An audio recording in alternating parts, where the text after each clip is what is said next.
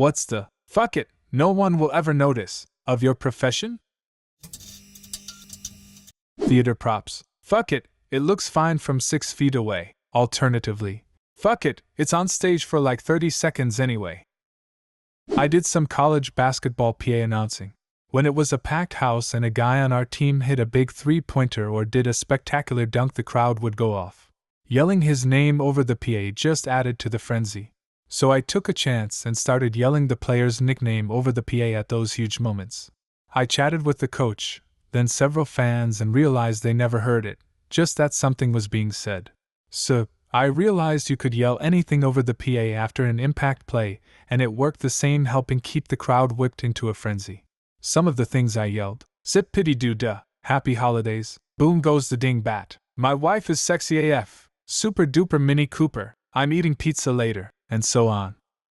Radio. One of my colleagues, when doing the traffic report, would ignore places she couldn't pronounce or didn't know the translation for.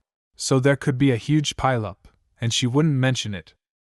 Still a popular strategy here in Hawaii, but slightly more often with the names of people. Awkward when the television news anchor snorts halfway through the name of a road accident victim. Retail. Standing in the back and pretending to look for something. Normally this only happens if the customer is a dick.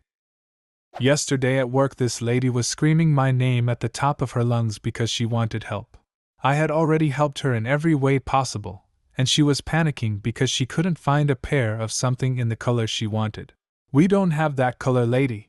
I hid in the fitting rooms for 20 minutes. Bartender here. I once cut off an entire group of guys because the guy ordering the drinks was a rude arsehole and drunk enough to justify it. His response to being cut off was, "You what? Just give me 6 beers, you fucking cunt." Without blinking, I asked him where he worked, which seemed to throw him a little. I repeated the question, and he told me where he worked. I said, "Sir, if I walked into your office and said, 'Provide me with your service, you fucking cunt,' what would your response be?" He thought for a moment, and then said he'd tell me to get the fuck out of his office. "Exactly," I replied. Teaching. Everyone gets the highest score for this assignment. I don't feel like reading, grading, or handing back. Edit. I don't do this with term papers. Only sometimes with do nows, sub-plans, homework, and exit slips. If I did it on a large project, that would be bad. Haha, my mom is a teacher and I have a great story about this. About 5 years ago I was home for the holidays and had just been prescribed Vyvanse by my doc. The ADD med this is relevant. The bottle said do not take in the afternoon, but I didn't read it, and I took one at 5 p.m. My mom had a huge assignment her students had just turned in that she needed to grade, but she really didn't want to do it. She knew I just took this thing to make me focus, and she was aware of the fact that I was likely going to be up way too late because I told her I accidentally took it at 5. So I said she could go to sleep and I'd grade all the papers for her, and she hesitantly agreed. 1 a.m. rolls around and I excitedly finished grading every last paper. She needed a PowerPoint made too. I had nothing else to do, so I did that too. I made it interactive and into a fun game her students could play. She wakes up the next day and it looks like she's pulled an excessively productive all-nighter grading her students' papers and making this presentation, but really it was her 19-year-old college student daughter, high on amphetamines. I'd do it again in a heartbeat too. I actually had hella fun doing the work, and seeing her face when she saw what I got done was priceless. Teachers are so overworked and they need a break too. Theater. Just about everything. Deadlines are not flexible in any sense of the word. The show must go on. Costumes might be unfinished or full of safety pins. Actors may fuck up lines, but if they keep going, no one in the audience can tell. Sets from the back look like safety hazards. If you get too close to anything painted, it'll start to look like a bad Monet. Lighting doesn't get much leeway, but it's not like photons can get sloppy. Audience will notice if it's dark where it shouldn't be. Makeup looks clownish up close to define features. Backstage can be chaos on big shows, but you never know it from out in the house. The rule tends to be that things only have to look good from a minimum of 30 foot away. My dad had a popular saying anytime an actor pointed out something wrong on the set. If they notice that, we might have other problems. They don't even have to look good. They have to look believable. Table with 3 legs? If it stands still, no one should notice if the acting is good. I drive truck for a living, and at least once a week I see some sort of street sign knocked over because a truck took a turn too sharp and knocked it over. And before anyone asks, I only did that once. In the military, almost everything is a case of "fuck it, no one will notice" scenario. I've seen it on all levels from privates up to high-ranking officers. Only people who do not do this are master sergeants and senior enlisted BC. They know everything will go to shit if they stop giving fucks. I used to work for a company that made aircraft parts. One foreman had a saying for really minor errors: "Don't worry about it, no one will see it from 30,000 feet." We say, don't inspect to reject, inspect to accept. Medicine. A lot of nurses think that no one will notice if they skim off a patient's pain meds. After a while, they get sloppy and get caught. Happens more often than you think. I listened to a podcast wherein a doctor did this for years. Then he got so mired in his addiction that he got very sloppy about it. I mean, people drop off old pain meds to get disposed of all the time, so they pretty much have a constant supply. But near the end he was stealing from friends' medicine cabinets and ultimately got caught for writing a bad prescription. He even went as far as to find drug-seeking people so he could split their prescription with him. I think it took him 3 years and 20 gallons worth of pee for drug tests in order to get his license back. He wrote a book about it called Free Refills. I blew up my knee a few years ago. Got home to find my prescription like 10 pills short. By that point there's not a lot you can do, but now I always count my pills at the counter. Construction electrician. Fuck it, nobody's gonna look above the ceiling anyways. When I first got out of high school I did new home construction. Everyone put their trash inside the walls when working.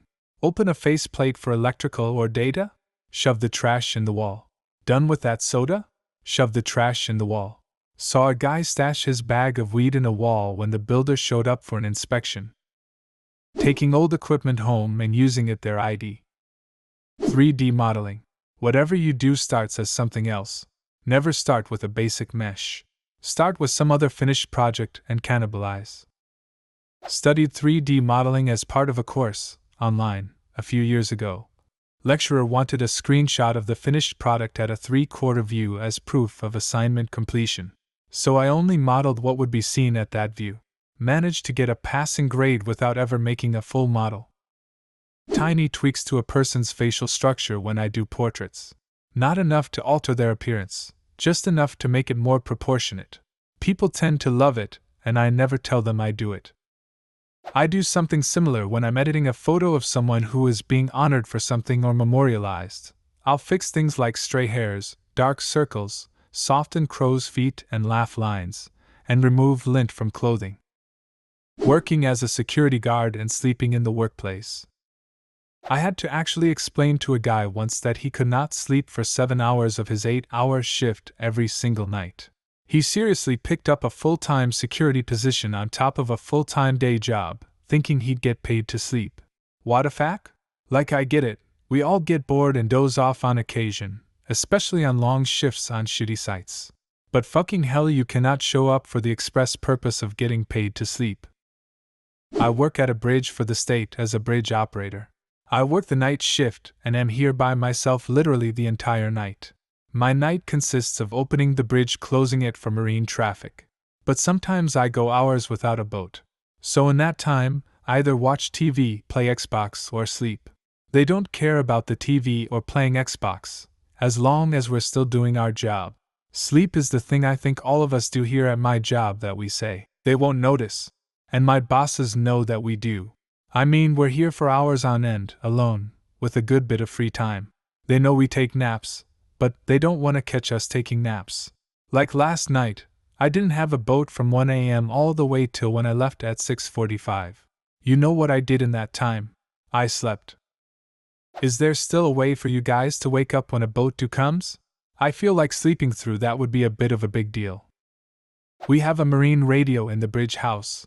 So, when the boats get within like a mile or so away from the bridge, they give us a call and say, "Hey, Titanic coming at ya, southbound with 4 loads." And as soon as I hear them call my bridge's name, it's like engraved in my brain to wake up. How to explain it? I could be in a dead sleep. As soon as I hear them say my bridge's name, I'm up. Plus, the radio can get really loud depending on how high you put it. Using products in retail stores. I don't mean consumables, like food or paper towels, I mean durable goods. You have a problem with that door in the back? Need a screwdriver? Get one from Hardware, use carefully, put it back. Was it in packaging?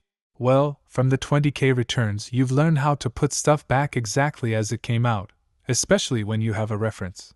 It happens most with tools, but can happen with a lot more things. Toys get demoed, radios and speakers get listened to, among others. Most of the time, it'll never impact the product in a way that would make it less than new to the customer. Welder. I used to make elevators.